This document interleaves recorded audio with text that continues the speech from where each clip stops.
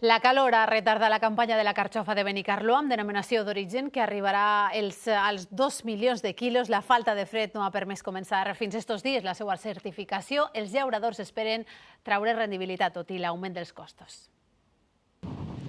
Des de primera hora del matí, els llauradors de Benicarló recullen les carxofes del camp. Enguany amb un sobrecost de la producció. Ha pujat el preu dels fertilitzants, fitosanitaris, el preu de l'energia, vull dir que un 20-30-40% hauria pujat segur.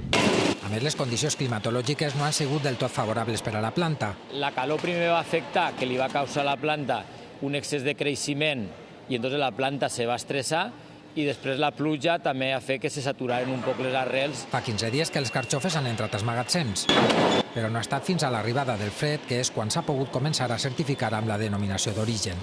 La carxofa somet a un control molt estricte. Ha de tindre 6 centímetres de diàmetre, un clotet en la punta i les fulles apretades. Només una quarta part de la producció es certifica com a DO. El mercat nacional és la principal destinació, Catalunya, Madrid i el País Basc. Amb noves varietats ha arribat a Alemanya o França, on demanen un tamany major. Ens dona un valor afegit a aquest producte de tanta qualitat. Enguany una campanya a les xarxes vol promocionar el consum entre els joves pel seu valor nutricional i gastronòmic. Torraeta, guisaeta, fregideta en tortilleta. Precisament, la festa entorn a aquest producte ha estat premiada com un dels 3 millors festivals gastronòmics d'Europa.